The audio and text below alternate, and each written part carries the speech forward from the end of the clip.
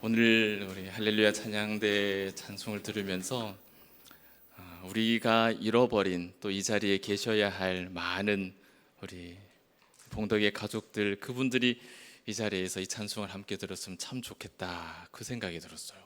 정말 우리가 잃어버린 그 한 드라크마에게 정말 필요한 복음의 말씀 아닙니까? 그죠? 오늘 마지막 작정인데요. 다음 주에는 선포식이 있고 또 특별히 기도 주간이 시작이 되는데, 여러분 나눠드린 그 태신자, 그 대상자들 외에도 그보다 10배나 많은 분들이 우리 가운데 잃어버린 채로 있습니다. 그 명단 안에서만 찾으려 하지 마시고 그 외에도 보이지 않는 많은 잃어버린 분들, 3년 전에 내 옆에 앉아서 예배드리던 그분 생각하시면 됩니다. 그분들을 찾아서 함께 예배할 수 있는 자리 가운데 초대해 주시기를 다시 한번 부탁드리겠습니다. 자, 오늘 우리는 요한복음 이야기를 잠깐 들여다보면서 베델의 이야기를 마무리를 지으려고 해요.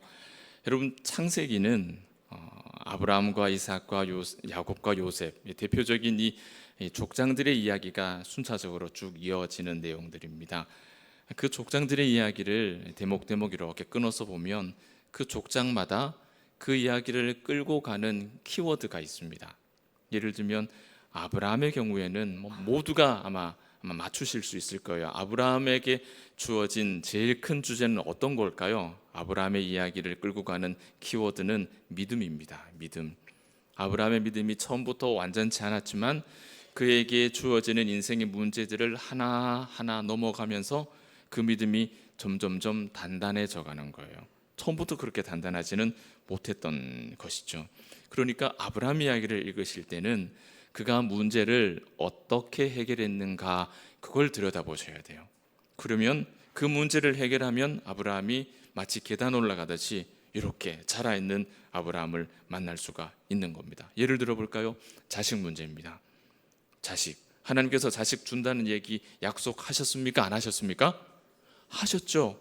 그런데 아브라함이 그거 믿어요, 안 믿어요? 처음부터 철석같이 믿어요? 아니면 철석같이 못 믿어요? 못 믿어요. 그러니 딴짓하죠. 다른 방법으로 아들을 얻으려고 그런 다른 방법을 취사 선택한단 말이죠. 아브라함이 처음부터 그런 좋은 믿음이 아니었던 겁니다. 그런데 아브라함은 그 연약한 믿음이 반석과 같은 믿음으로 변화되는 순간이 있습니다. 언제 그렇게 되느냐?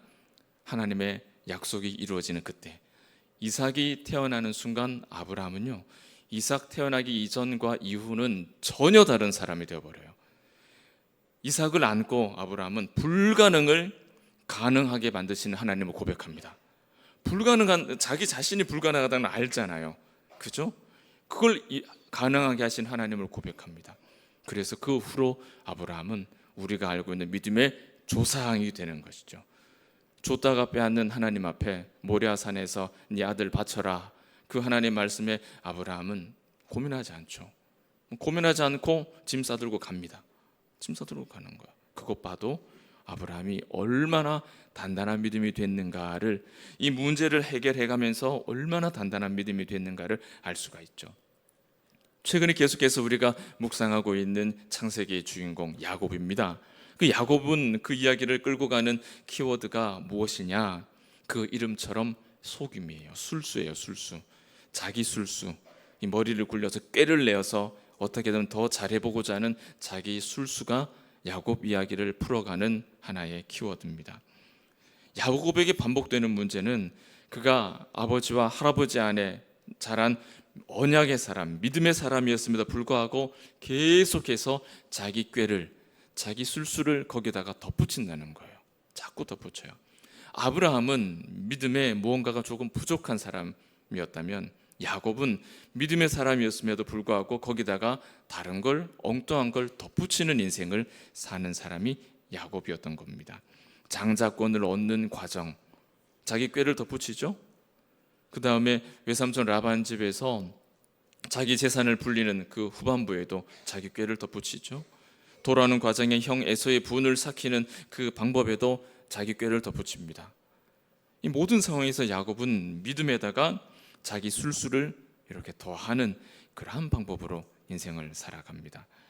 이런 야곱의 인생에 결정적인 변화가 오는데 마치 아브라함이 이삭을 바라보면서 믿음이 단단해진 것처럼 야곱이 그렇게 되는 순간이 찾아오는데 그것이 바로 야복강에서 만난 하나님과의 씨름입니다.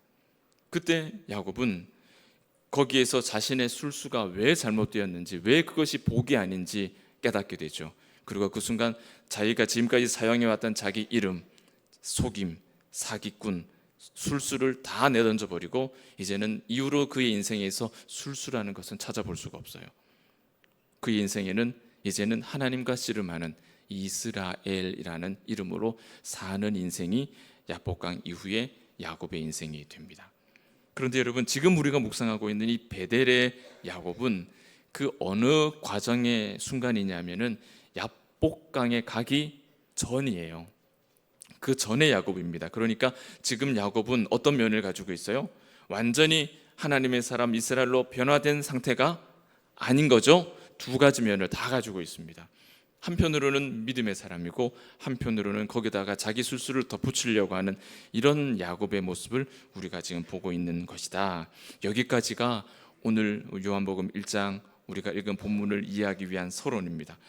오늘 우리는 베델에 관한 이야기를 세 번째 말씀을 들으면서 요한복음을 통해서 이 창세기 28장을 이해를 하려고 해요. 예수님과 나다나엘의 이 대화를 통해서 우리는 야곱을 대신해서 만나게 되고, 지난 두 번에 걸쳐 우리가 들은 베델에 관한 말씀을 한번 종합적으로 정리를 해볼 수 있을 것 같습니다. 먼저 나다나엘과 예수님의 첫 번째 대화, 오늘 본문 47절 한번 보시겠습니다. 47절 뒷부분을 보시면 같이 봅니다. 보라, 이는 참 이스라엘 사람이라 그 속에 간사한 것이 없도다. 여러분, 이 짧은 문장 속에서 야곱을 찾으셨습니까? 야곱이 있습니까? 몇 개가 나오죠?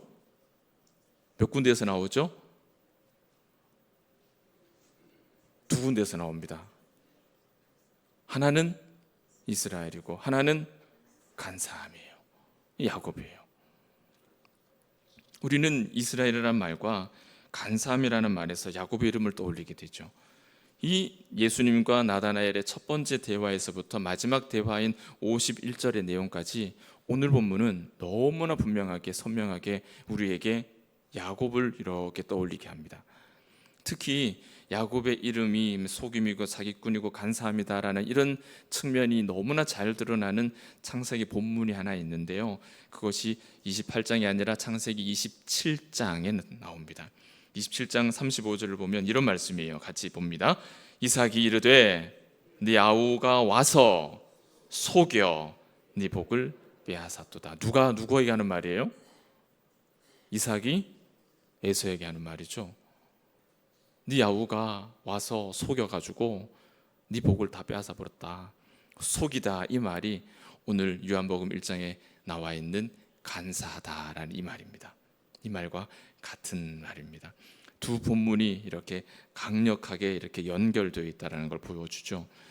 요한복음 1장에 예수님은 나다나엘과의 대화를 통해서 야곱을 보여주시는데, 그 야곱의 모습은 우리가 28장의 베델에서 봤던 아직까지 두 가지 모습을 다 가지고 있는 야곱의 모습이 아니라 나다나엘을 통해서 보여주시는 야곱의 모습은 어떤 모습이에요? 너는 이스라엘이다. 너에게는 간사함이 없다. 그럼 어떤 모습이에요? 완전히 변화된 야곱의 모습인 겁니다. 완전히 변화된 야곱의 모습. 그 완전해진 야곱의 믿음을 우리에게 보여주는 것이죠. 원래의 야곱, 그러니까 간사한 사람이 아니라 새로운 이름의 야곱, 이스라엘이라고 이렇게 나다나엘을 부르시는 거예요. 예수님은 나다나엘과의 만남에서 그가 술수의 사람이 아니라 참 이스라엘이다, 혈통적인 이스라엘일 뿐만 아니라 참 이스라엘이다라고 보시는 겁니다. 이어지는 두 사람의 대화는 나다나엘이 예수님께서 나를 어떻게 그렇게 아십니까? 라고 질문하자 48절에 예수님께서 대답을 하시죠. 뭐라고 대답합니까? 네가 무화과 나무 아래에 있는 걸 내가 봤다, 이렇게 대답을 하세요. 여러분, 네가 무화과 나무 아래에 있는 걸 봤다, 예수님께서 지나가다가 나다나엘이 무화과 나무 아래에 있는 걸 쓱 이렇게 지나가면서 봤다, 그 이야기를 하시는 걸까요? 그게 아니거든요. 그게 아니면 이 장소 문제가 아니에요. 49절 그 말을 듣고 나다나엘이 뭐라고 반응하는지 보세요. 만약에 지나가면서 네가 어디에 있는 걸 봤어 라는 의미라면 나다나엘이 아 그러셨군요, 제가 그때 거기서 뭐 하고 있었습니다, 이런 말이 나올 게 비슷한 자연스러운데, 나다나엘의 반응은 당신은 하나님의 아들이십니다, 당신은 임금이십니다, 믿음의 고백을 하고 있단 말이죠. 이 문맥이 안 맞지 않습니까? 이 무화과 나무 아래에 있는 너를 내가 보았다, 이 말에는 다른 의미가 있는 거예요. 여러분, 나다나엘은 예수님을 처음부터 그렇게 존귀한 분으로 여기질 않았죠. 오늘 본문 46절 보십시오.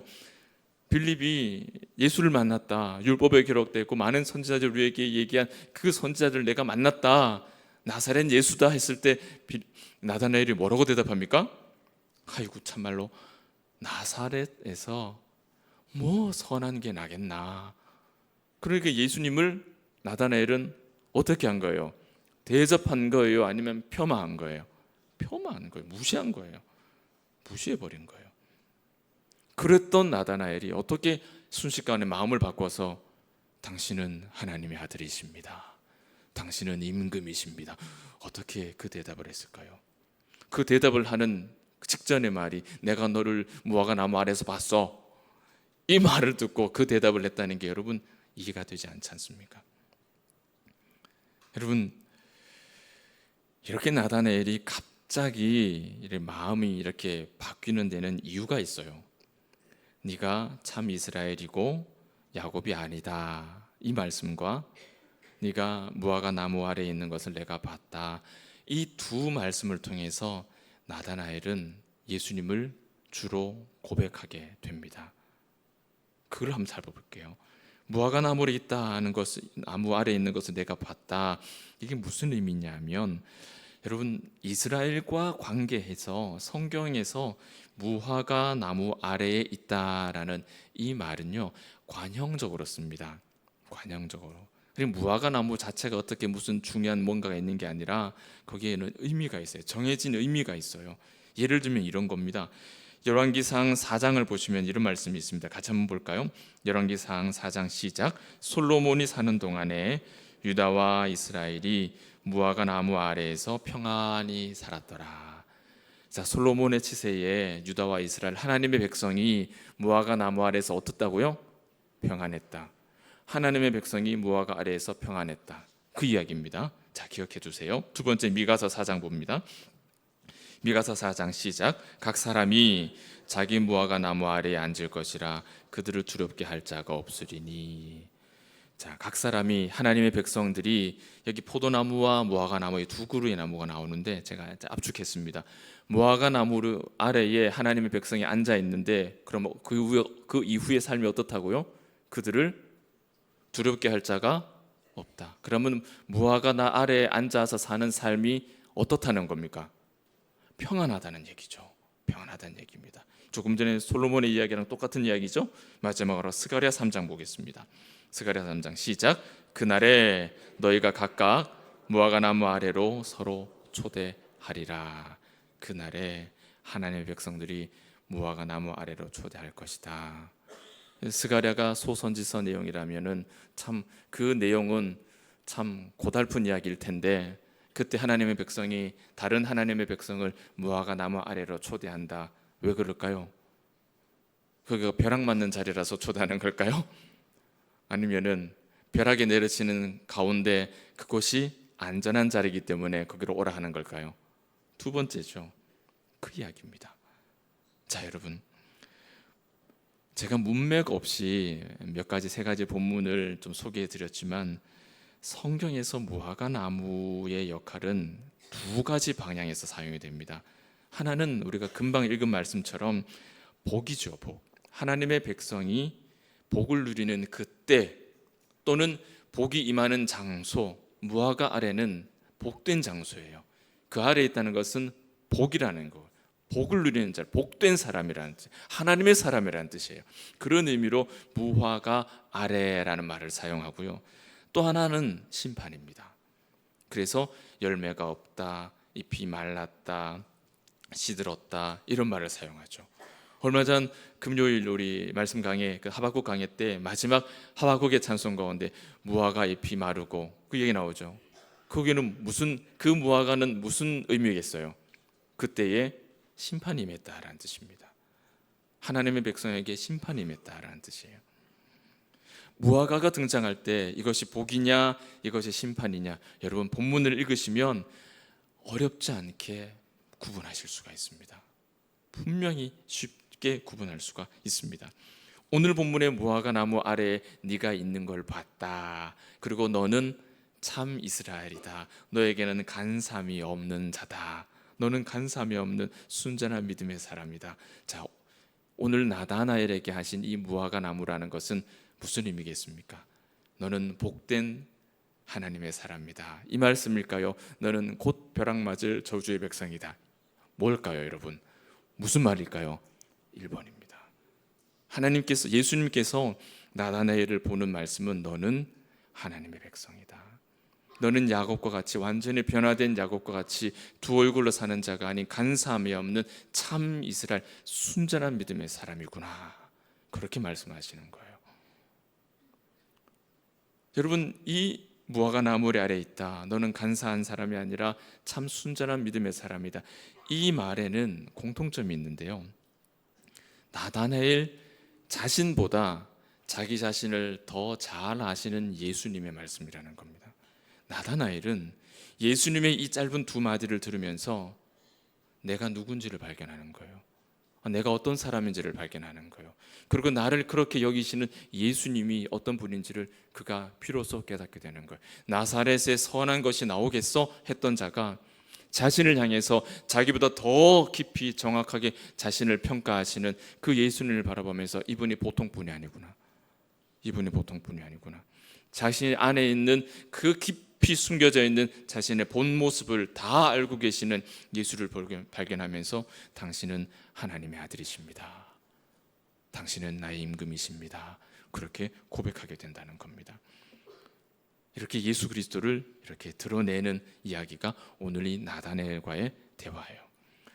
요한복음은 예수님에 관한 7가지의 표적이 아주 세밀하게 잘 구성되어 있는 아주 영적인 복음서입니다. 요한복음 2장부터 이 본격적인 표적이 등장을 하죠. 2장을 펼치면 제일 유명한 가나 혼인잔치의 이야기가 딱 나옵니다. 그러니 요한복음 2장부터 본격적인 표적이 나오면 요한복음 1장은 그 이야기를 하기 위한 서론입니다. 서론. 앞으로 이런 이야기를 할 것이다 라고 하는 서론인데, 그 서론의 하이라이트는 1장 29절. 보라, 세상 죄를 지고 가는 하나님의 어린 양이로다. 이 어린 양에 관한 이야기를 내가 지금부터 하겠다라고 요한이 말하는 겁니다. 그 요한복음의 서론에 그 어린 양 이야기를 하고 난 다음에 이어지는 내용이 나다나엘과의 대화. 그 나다나엘과의 대화에서 요한이 이렇게 두드러지게 이렇게 끌어올려 내는 이야기가 예수 그리스도에 관한 이야기예요. 예수에 관한 이야기예요. 그 예수에 관한 이야기가 어떻게 나오느냐? 여러분, 야곱의 51절, 야곱의 사닥다리 사건, 그 이야기를 꺼내면서 예수에 관한 이야기를 하는 겁니다. 바벨이죠, 신의 문이죠, 베델이죠, 하늘의 문이죠. 그 이야기로 서론이 마무리가 되는 거예요. 바로 이 이야기를 요한이 어떻게 표현하느냐? 50절에 더 큰 일을 볼 것이다, 더 큰 일, 이렇게 표현하면서 그 더 큰 일은 야곱이 만난 하늘의 문이 바로 주 예수 그리스도다라고 표현하는 겁니다. 주 예수 그리스도가 하늘의 문이다라고, 어린 양이다라고 그렇게 이야기를 하는 겁니다. 나다나엘의 이야기는 이렇게 읽어가야 되는 거예요. 자, 이제 더 큰 일에 관한 이야기를 조금 이야기를 합시다. 이 말씀이 오늘 우리가 베델의 이야기를 마무리하는데 아주 중요하죠. 베델과 연결되어 있는 부분이죠. 예수님은 나다나엘에게 네가 더 큰 일을 볼 것이다. 그러니까 야곱의 경험, 야곱이 뭘 경험합니까? 사닥다리 경험을 했죠. 하늘과 땅이 연결되는 그 경험을 했죠. 잘못된 바벨이 아니라 진짜 바벨이 어떤 것인지를 경험을 했죠. 그 경험을 할 것이다 라고 말했습니다. 그보다 더 큰 일을 네가 볼 것이다 라고 말한 거예요. 야곱이 본 것보다 더 큰 걸 볼 것이다. 요한복음은 이 베델의 역사가 야곱의 꿈에 머무르는 것이 아니라 우리 눈앞에 실제 우리가 경험하게 될 일이다 라고 우리에게 말씀하고 있는 겁니다. 바로 창세기 28장에서 하늘과 땅을 연결했던 그 사닥다리가 오늘 요한복음 본문에서 무엇으로 되어 있습니까? 무엇으로 표현되어 있습니까? 사닥다리 위를 오르락 내리락 하는 것이 아니라 그것은 야곱의 꿈이었고, 오늘 나다나엘이 보게 될 그 큰 일, 또 우리가 함께 보게 될 그 큰 일은 무엇을 통해서 오르락 내리락 하게 된다고요? 오늘 말씀에 두 글자, 뭐 위에서요? 인자.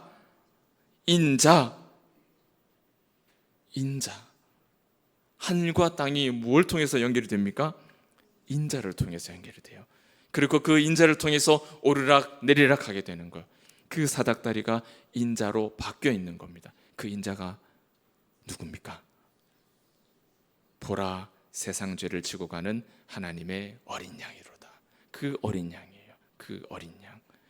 나사렛에서 선한 것을 보겠느냐? 그러나 나다나엘이 그걸 본 것이죠. 당신은 하나님의 아들입니다. 당신은 임금입니다. 그 예수 그리스도가 인자였던 거예요. 야곱이 꿈으로 봤던 것보다 더 큰 것을 네가 볼 것이다. 나다나엘이 그 예수를 보는 거예요. 그 일이 나다나엘에게 주어진 복인 겁니다. 그래서 그가 무화과 나무 아래에 있는 거예요. 그래서 우리가 그 복을 누리는 거예요. 이 모든 일들이 하나로 연결되어 있다는 것을 여러분 마음에 잘 정리해 주시면 좋겠습니다. 여러분, 나다나엘이 보게 될 일, 더 큰 일이 바로 이겁니다. 야곱의 꿈이 우리에게는 실제가 되는 것. 야곱은 꿈을 통해서 하늘과 땅이 연결되는 계단을 보았지만은 나다나엘은 계단으로 이 땅에 오신 예수를 보는 것이죠. 하늘과 땅을 연결하는 진짜 계단, 진짜 신의 문, 진짜 베델, 진짜 하늘의 문을 나다나엘은 보고 있는 거예요. 그래서 이것이 더 큰 일이 되는 겁니다. 이 약속이 여러분 나다나엘에게만 있지 아니하고 우리 모두에게 주어져 있다라는 것을 여러분 믿으십니까? 51절에 하늘이 열리고 라는 말씀을 보십시오. 하늘이 열리고, 자, 그 앞에 네가 더 큰 일을 볼 것이다 라고 되어 있죠. 볼 것이다. 그러면 문법적으로 하늘이 열릴 것이다 라고 나오는 게 맞겠죠. 그런데 성경은 어떻게 기록되어 있냐면 하늘이 이미 열렸다 라고 기록을 합니다. 네가 볼 것이다. 그런데 이미 하늘은 열렸다 라고 얘기를 해요. 무슨 말이겠어요? 열려있다. 이미 하늘이 열려있다. 하늘이신, 하늘과 땅이 연결되는 두 가지 방법. 땅에서 올라가면 안 되고 하늘에서 내려와야지 열린다 그랬죠. 하늘이 땅에 내려왔습니까? 안 내려왔습니까? 하늘이 땅에 내려와서 지금 나다나엘 앞에 서 있습니까? 안 서 있습니까? 서 있죠. 그래서 예수님께서 하늘은 이미 열렸다라고 말씀하시는 거예요. 하늘은 이미 열렸다. 약속이 나다나엘에게만 제한된 것이 아니라 우리 모두에게도 이미 그 하늘은 열려 있다는 겁니다. 오늘 이 자리에 함께 예배하는 저와 여러분뿐만 아니라 이 자리에서 함께 예배하지 못하는 우리의 잃어버린 가족들, 잃어버린 봉독의 가족들에게도 이미 그 하늘의 문은 열려 있다는 겁니다. 이 사실을 아는 것이 중요한 거고, 이 사실을 전하는 것이 우리가 해야 할 일인 거예요. 예수님이 이 땅에 오심으로 하늘은 열렸습니다. 하늘이 내려오신 거죠. 야곱은 그 일을 꿈으로 봤어요. 그런데 우리는 그 일을 실제로 하늘과 땅을 연결하는 계단을 우리는 소유하고 있는 사람들이죠. 그 계단 위에서 우리는 뛰어노는 사람이죠. 그것이 더 큰 일을 경험하고 있는 우리가 누리는 복이라는 겁니다. 여러분, 스데반이 돌 맞아 죽어가면서 마지막 하나님 부름받는 그 직전에 열린 하늘을 봤습니다. 하늘이 열릴 것이다 라고 말하지 않았어요. 열린 하늘을 봤습니다. 요한계시록을 쓰고 있던 그 늙은 요한도 열린 하늘을 보았습니다. 구약시대에는 하나님께서 말씀을 전하시기 위해서, 계시를 위해서 잠깐씩 하늘의 문을 여시고 잠깐씩 자신을 현현하셨지만, 그리스도를 보내심으로 이제는 그 하늘이 이제는 열려진 채로 살아가는 거예요. 하늘이 열려있는 채로 우리가 살아가는 거예요. 그러므로 사도행전 2장 21절에 말씀합니다. 누구든지 주 예수의 이름을 부르는 자마다 구원을 얻으리라. 이해되십니까? 하늘이 닫혀 있으면 불러도 대답 없는 그대가 되겠지만 이미 하늘은 열려 있어요. 그래서 누구든지 예수의 이름을 부르는 자는 구원을 얻게 되는 겁니다. 문이 열려 있기 때문에, 하늘이 열려 있기 때문에. 그 열린 하늘을 통해서 하나님의 보좌로 누구나 나아갈 수 있어요. 하늘과 땅을 잇는 예수 그리스도를 통해서 하나님은 오늘 이곳을 베델 삼아서 하나님을 예배하는 우리 모두에게 함께 하고 계시는 겁니다. 사랑하는 여러분, 오늘 본문 요한복음 1장 14절 말씀을 함께 보실 텐데, 이 말씀을 우리가 함께 새기면서 같이 읽겠습니다. 시작. 말씀이 육신이 되어 우리 가운데 거하심에 우리가 그 영광을 보니 아버지의 독생자의 영광이요 은혜와 진리가 충만하더라. 아멘. 이 말씀을 오늘 다시 한번 잘 새기면 좋겠습니다. 말씀이 육신이 되어 우리 가운데 거하셨다. 예수께서 완전한 사람으로 우리 가운데 내려오셨다. 하늘이 땅에 내려오셨다. 하늘과 땅이 제대로 연결이 되었다. 하늘문이 이제는 열린 채로 우리가 살게 되었다. 다 똑같은 말이에요. 다 똑같은 말입니다. 거하시다, 거하심에 여러분 텐트를 친다는 말입니다. 집으로 삼으셨다라는 말이에요. 거처로 삼으셨다라는 말이에요. 예수님께서 우리를 집으로 삼으셨다라는 말은요, 여러분, 어디 휴가 가서 잠시 머물 숙박업소, 호텔로 우리를 삼으셨다라는 뜻이 아닙니다. 그런 뜻이 아니에요. 집으로 삼으셨다는 거예요. 집, 영원히 살 집으로 삼으셨다라는 그런 뜻이에요. 완전한 사람으로 오셔서, 오실 때 그냥 오시는 게 아니죠. 하나님의 영광을 보니 아버지의 독생자의 영광과 은혜와 그 충만한 진리를 그분이 그 영광과 진리와 충만함이기 때문에 우리 가운데 임하실 때 그 영광이, 그 은혜가, 그 진리가 우리 속에 함께 임하시는 거예요. 함께 있다는 거예요. 우리가 그것이 우리에게 능력이 되어서 우리가 이 땅을 믿음으로 살게 되는 것입니다. 말씀을 맺습니다. 구약에서 하나님은 어떤 때는 성막으로, 어떤 때는 우리가 피할 만한 바위로, 또 어떤 때는 선한 목자와 같은 모습으로 계속해서 자기 백성에게 필요한 모습으로 자신을 이렇게 나타내셨습니다. 그런데 그렇게 나타나시고 어떻게 그렇게 찾아오셔서 말씀 한마디 두마디를 주시는 것, 그 모든 것들이 큰 은혜고 놀라운 영광이고 놀라운 역사고 능력이죠. 그러나 그것은 잠깐이었어요. 여러분, 잠깐이었습니다. 그러나 지금 우리가 사는 이 시대는 예수 그리스도께서 완전한 사람의 몸이 되셔서 이 땅에 내려오심으로, 하늘이 이 땅에 내려오심으로 잠깐씩 열리던 그 하늘이 이제는 우리와 연결된 채로, 활짝 열려 있는 채로 그 거룩한 하늘이 이 땅에 내려오심으로 인해서 우리가 밟아주고 사는 이 더러운 땅이 하늘과 같이 정결한 땅이 되어버려.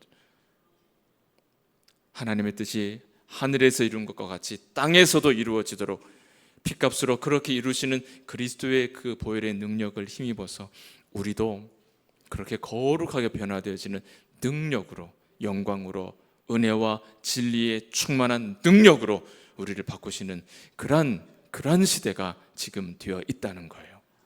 그 시대를, 그 은혜의 시대를 우리가 살아가고 있다는 것을 여러분 잊으시면 안 됩니다. 우리의 심령이 그분의 거처가 되고 그분은 우리의 영원한 안식처가 되신다. 우리의 영원한 장막이 되어 주십니다. 누구든지 그 안으로 들어가면 되는 거예요. 들어가면 되는 거예요. 누구든지 이곳에 와서 이곳에서 나오는 이 말씀의 생수를 마시면 해결할 수 없었던 세상의 모든 갈증들을 다 해결할 수가 있는 거예요. 누구든지 이곳에 와서 영원히 줄이지 않는 생명의 떡을 먹으면 세상에선 해결할 수 없는 그 배고픔을 해결할 수 있는 거예요. 그 문이 열려 있다는 거예요. 누구든지 순전한 예수를 전하는 이 봉덕의 제단 앞에 나와서 하나님을 예배하면 나를 위해 열려있는 그 하늘을 맛보게 되고 영생을 얻게 되고 땅에서 맛볼 수 없는 영원한 행복을 맛보며 살게 된다는 사실입니다. 그 기회가 우리에게 먼저 주어졌고, 그리고 우리에게는 그 기회를 널리 전파하라고, 땅끝까지 복음을 전하라라고 우리에게 그 사명이 주어졌다는 것입니다. 사랑하는 여러분, 저와 여러분은 나다나엘에게 말씀하신 더 큰 일, 야곱이 꿈으로 보았던 그 큰 일보다 더 큰 일, 하늘이 땅과 연결되고 땅이 경건한 땅이 되고 하나님의 복으로 은혜로 살아가게 되는 형통한 그 삶을 누리는 더 큰 일, 그 일을 우리는 먼저 경험한 사람들이에요. 이 자리에 있기 때문에, 이 자리에 머물러 있다는 것이 그 증거입니다. 이제 우리가 함께 그 안식 속에 들어가야 할 잃어버린 사람들을 되찾아야 하는 때가 바로 지금인 거예요.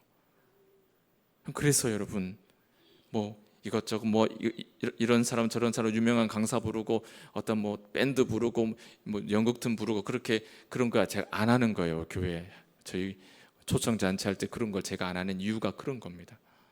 그거 보려고 몰려오는 거 아니니까. 우리 먼저 그 큰 일을 본 우리가 우리 손으로 기도하며 잃어버린 그 영혼들에게 그 열려있는 하늘 향해서 이렇게 이끌어가는, 인도해가는 순전한 교제, 순전한 말씀으로 순전히 증거하고 순전히 교제하는 그런 순전한 교회가 되어가는 그 과정이 봉덕 온데이입니다. 사랑의 온도를 조금 더 높입시다. 사랑의 온도를 조금 더 높입시다. 체온이 정상적으로 조금만 올라가면 면역이 그렇게 좋아진다잖아요. 그죠? 우리가 사랑의 온도를 조금만 더 높입시다. 그러면 이 교회가 얼마나 단단해지겠고 얼마나 건강해지겠습니까? 하나님께서 우리를 위해서 기대하시는 바 그 일을, 그 예수 그리스도를, 우리가 3주 동안 묵상한 그 베델을 우리가 잃어버린 우리 많은 가족들에게, 우리 이웃들에게 전할 수 있는 남은 온데이의 과정이 될 수 있도록 하늘의 문을 널리 증가하는 우리 봉덕의 가족들, 그 삶이 되시기를 주의 이름으로 축원합니다.